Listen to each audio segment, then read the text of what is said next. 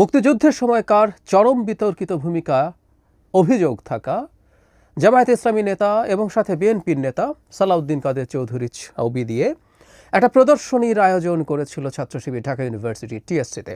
আমরা জানি চরম হট্টগোলের মধ্যে, চরম প্রতিবাদের মধ্যে বিভিন্ন রকম ছাত্র সংগঠন, ইনফ্যাক্ট ছাত্রশিবির ছাড়া বাম মধ্য সবাই এমনকি যারা রাজনৈতিক দলের সাথে সংযুক্ত না এমন ছাত্র সংগঠনও তীব্র প্রতিবাদ জানিয়েছে এই ধরনের প্রবণতার, এই ধরনের প্রদর্শনী। শেষ পর্যন্ত সেই প্রদর্শনী বন্ধ করতে বাধ্য হয়েছে ছাত্রশিবির।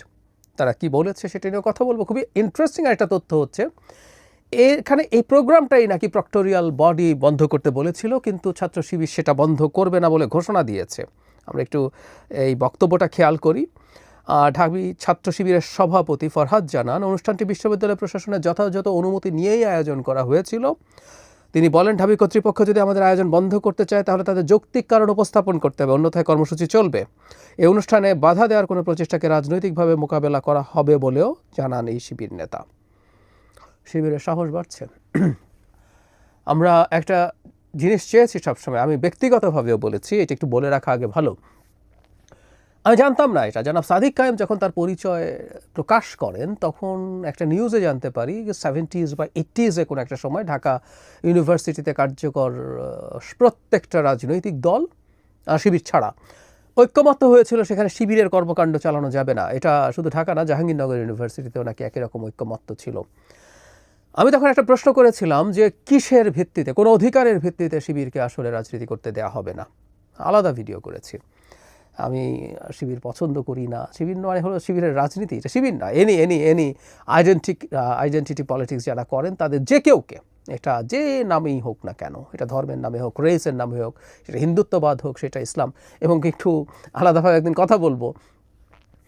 আইডেন্টিটি পলিটিক্স পছন্দ না করা মানে ইসলাম বিদ্বেষী, এটাও ট্যাগ করছেন। আমার এই যে আজও লিখবেন আমার এখানে, যেহেতু শিবিরকে নিয়ে কথা বলছি, কারণ সব ট্যাগ দিতে পারলে না কাউকে ঝুঁকিতে ফেলা যায়, মুখ বন্ধ করা যায়। বাংলাদেশে তো তারা হত্যাযোগ্যই হয়ে যায় কাউকে ইসলাম বিদ্বেষী বা ইসলামোফোব যদি ট্যাগ দেওয়া হয়। কোনোদিন সেটা করিনি আমি। ইসলামের রাজনীতি মানে বাংলাদেশের অন্য রাজনৈতিক দলগুলো কি তাই করে? শিবির করছে বা জামায়াতে ইসলামী করছে বা আরও কিছু দল আছে, সব দল তো তা করছে না। বিএনপি তো ইসলামী রাজনীতি করে না, তাহলে কি বিএনপিও ইসলাম বিদ্বেষী হয়ে গেল? বিএনপির লোকজন বলুক তো, তারা বেগম জিয়াকে খুবই শ্রদ্ধা দেখায়, উনি তো ইসলামীর দল করেন, ওনার দল তো ইসলামী দল না, উনি নিজের জামাতকে সমর্থন করেন না। যাই হোক, যে কথাটা বলছিলাম যে আমি এই রাজনীতিটা অপছন্দ করলেও তাদের যারা কনস্টিটিউশনাল ফ্রেমওয়ার্কের মধ্যে রাজনীতি করবেন, এটা নিয়ে আমার সিরিয়াস প্রশ্ন আছে, তারা আদৌ এই কনস্টিটিউশনাল ফ্রেমওয়ার্কের রাজনীতি করেন কিনা সেটা নিয়ে পরে কথা বলবো। কিন্তু যারা অ্যাপারেন্টলি বলছেন তাদের রাজনৈতিক অধিকার রক্ষা করতে হবে, তার রাজনীতি করার অধিকার তার আছে, তাদের আছে, আমি এখনও মনে করি। সুতরাং তারা রাজনীতি করবেন, কিন্তু করতে করতে কখনো বা অনেক সময়, আমি প্রায় বলি যে আমি শিবিরের নিয়ন্ত্রণে থাকা কলেজে এইচএসসি পড়েছি, সুতরাং নিয়ন্ত্রণে থাকা বলতে কী বোঝায় আমি জানি। ওইটা রাজনীতি না, ওই কাজগুলো করতে দেয়া যাবে না। এবং এই ঢাকা ইউনিভার্সিটিতে যেটা বন্ধ হলো, এটা নিয়ে চিটাগং ইউনিভার্সিটির শিবিরের সাধারণ সম্পাদকের একটা বিভৎস ভয়ঙ্কর স্ট্যাটাস ছড়িয়ে পড়েছে। তিনি বলছেন, অনেকেই বলছেন আজকের ঘটনা চবিতে হইলে কি যে হইতো, জি আপনারা যেটা ভাবছেন সেটাই। আমরা বুঝতে পারছি উনি কিসের ইঙ্গিত দেন। হ্যাঁ, চিটাগং ইউনিভার্সিটিতে দীর্ঘদিন তাদের একচ্ছত্র ত্রাসের রাজত্ব চলেছে। শিবির ঢাকা ইউনিভার্সিটি বা অন্য কোথাও তারা রাজনীতি করতে পারে, শিবির না, এটা আমরা শিবিরের আলোচনা করছি বলে বলছি, এটা ছাত্র দল বা কোনো দলই কোনো ত্রাসের রাজত্ব আসলে বাংলাদেশে কায়েম করতে পারে না। এটা আমরা হতে দিতে পারি না, হতে দিতে চাই না। তারা যদি এখন মনে করে তাদের বিরাট ক্ষমতা হয়ে গেছে, প্রক্টোরিয়াল বডি নিষেধ করতে বললেও তারা সেটা মোকাবেলা করবেন, দ্যাটস ভেরি ব্যাড। যাই হোক, প্রদর্শনীর প্রসঙ্গে আসি। এখানে যে প্রদর্শনীটা হয়েছে সেখানে তাদের নেতা, এখানে ছবি আছে হচ্ছে জনাব মতিউর রহমান নিজামীর আছে, জনাব দেলোয়ার হোসেন সাইদি, কাদের মোল্লা, সাকা চৌধুরীর সাথে সালাউদ্দিন কাদের চৌধুরীর কথা তো বললামই, কাশেম আলী, কামারুজ্জামান, মুজাহিদ, এদের ফাঁসি হয়েছিল। তারা এটাকে বিচারিক হত্যাকাণ্ড এরকম একটা হেডলাইন দিয়ে তারা এটাকে সামনে এনেছে। তাদের বক্তব্যটা আমি একটু পড়ি।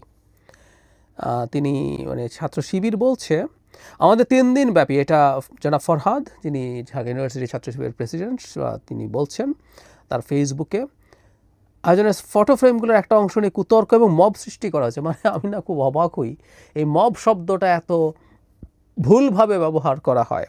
বাম ছাত্র সংগঠনগুলো সেখানে গেছে, তাদের পরিচয় দিয়ে গেছে, সেখানে গিয়ে স্লোগান দিয়েছে। মব কোথায়? মব কেউ পরিচয় দিয়ে যদি তার অবস্থান জানান দেয়, প্রতিবাদ করে, সেটা মব হয়? আরেকটু বুঝে শুনে লিখতে হবে। যাই হোক, এই বিষয়ে আমাদের অবস্থান সুস্পষ্ট। আমাদের জাতীয় ইতিহাসে ৭১ স্বাধীনতা যুদ্ধ গৌরবজনক অধ্যায়। বাকশাল কায়েম করে মুক্তিযুদ্ধকে প্রথমবারের মতো প্রশ্নবিদ্ধ করেছে শাহবাগের পূর্বসূরিরা।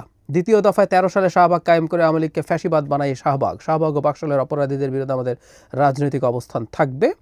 ওখানে তারা বলছেন যে শাপলা হত্যাকাণ্ড, সেনা হত্যাকাণ্ড এগুলো দিয়েছে, এখানে তারা এটাকে বিচারিক হত্যাকাণ্ড বলছেন।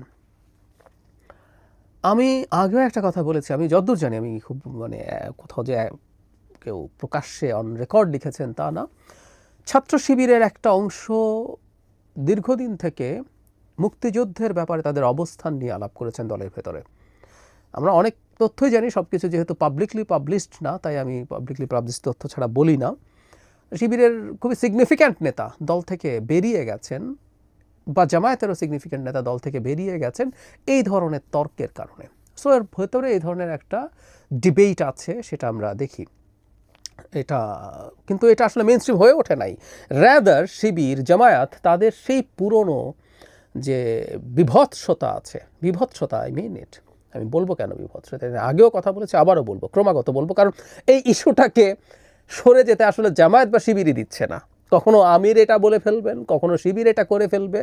আমাদের মনে আছে না, যখন আওয়ামী লীগ নিষিদ্ধের দাবিতে শাহবাগে সমাবেশ হলো, সেখানে গোলাম আজমের বাংলায়, নিজামীর বাংলায় বৈষম্যের ঠাঁই নেই স্লোগান দেওয়া হয়েছে। এই দুইজন বাংলা চায় নাই, বাংলাদেশ চায় নাই। খুব সোজা, না চাইও সমস্যা ছিল না, কিন্তু এগুলো ক্রাইম। আমি আসবো সেই জায়গায়। তারা আবার এগুলো আনলেন এবং যে চেষ্টা করছেন, এই চেষ্টাটা খুবই অন্যায়। বহুবার কথা বলেছি, কারণ এই বিচারের কথা জনাব আজহারের খালাসের পর আলাপটা এসেছিল, তখন আমি বহু জায়গায় আমার ভিডিওতে বলেছি, টিভি টক শোতে বলেছি, আওয়ামী লীগের বিচারে প্রসিডিউরাল সমস্যা ছিল। আমি একেবারেই একমত, শতভাগ একমত। এগুলো বিচার ছিল না, এবং যে পরিমাণ বা যেভাবে তথ্য প্রমাণ সাক্ষ্য উপস্থাপন করার চেষ্টা করা হয়েছে, সেভাবে তাদের ফাঁসি হতো না, এটাও আমি বিশ্বাস করি। আদালত কখনো বাস্তবে কি ধরলাম, কোনো একজন মানে বিচারক সত্যি সত্যি দেখেছেন কেউ মৃত্যুদণ্ডযোগ্য অপরাধ করেছে, কিন্তু তার সামনে উত্থাপিত তথ্য প্রমাণ সাক্ষ্য যদি সেটাকে সাপোর্ট না করে, তিনি কাউকে মৃত্যুদণ্ড দিতে পারেন না। ওটা ন্যায় বিচার না। আদালত তার সামনে উত্থাপিত জিনিসের ভিত্তিতেই করবেন। সেই বিচারগুলো খুবই অন্যায় ছিল, ন্যায় বিচার হয় নাই, কোনো দ্বিমত নাই। কিন্তু এটা মাধ্যমে এখন শিবির বা জামায়াত যেটা দাবি করে যে এই মানুষগুলোর কোনো অপরাধ ভুল ছিল না, এটা হাস্যকর, খুবই হাস্যকর। যথেষ্টের বেশি ক্রেডিবল প্রমাণ আছে তাদের অপরাধের, সত্যিই আছে। আমি কিছুদিন আগে একটা টক শোতে জনাব শিশির মনির আমার সাথে ছিলেন। শিশির মনির সম্ভবত এই মামলাগুলো, জনাব আজহারের মামলা সহ এই মামলাগুলোর লয়ার্স। তো তিনি একটা খুবই ইন্টারেস্টিং কথা বলেছেন যে বাংলাদেশে এটা নেই, কিন্তু অনেক জায়গায় আছে, যে মানুষের মৃত্যুদণ্ড হয়ে গেছে, ওটার আবার একটা বিচার হওয়া দরকার। বিচার করা যায়, যে আমরা বোঝার জন্য যে আমরা আসলে ভুল বিচার করেছিলাম কিনা। আমিও আসলে ভবিষ্যতের বাংলাদেশে এই জিনিসটা চাই, যাদের মৃত্যুদণ্ড হয়েছে একটা সত্যিকার জুডিশিয়াল সিস্টেম এবং প্রসেসের মধ্য দিয়ে তাদের এই মামলাটা হোক।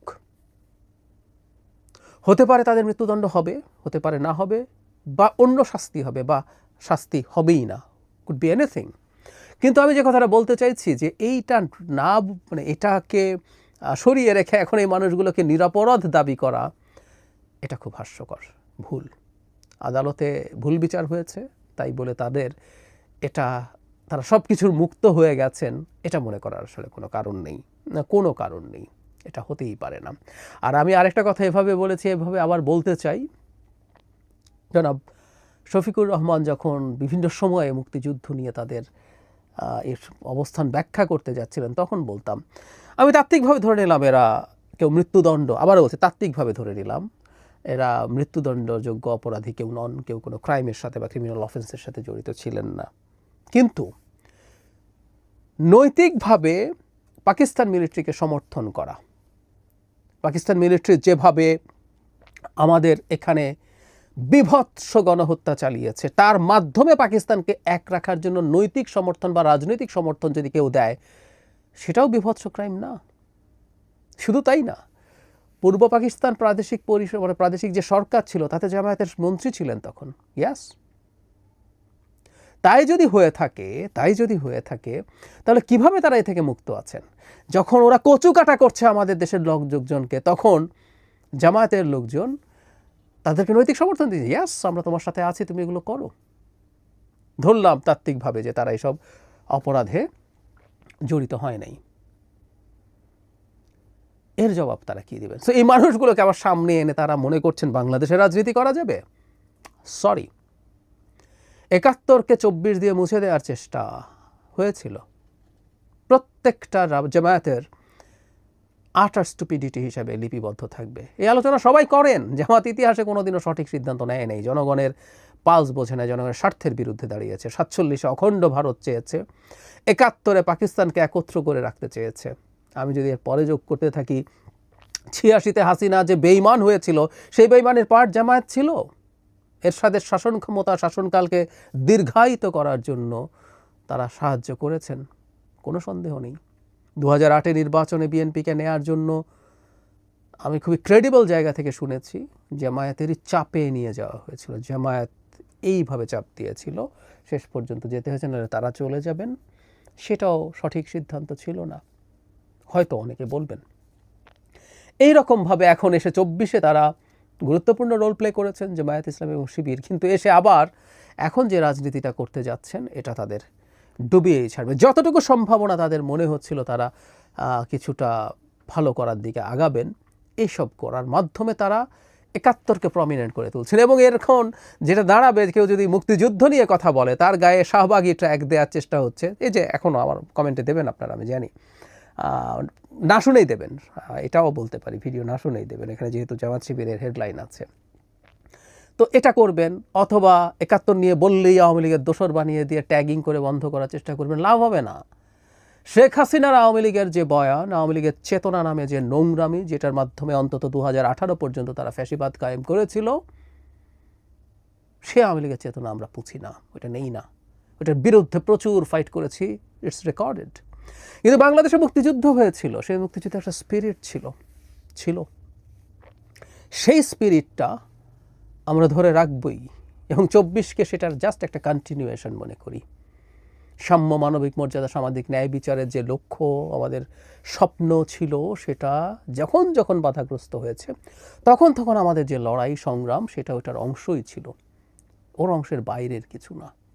সুতরাং একের পর এক ভুল তারা করেই যাচ্ছে।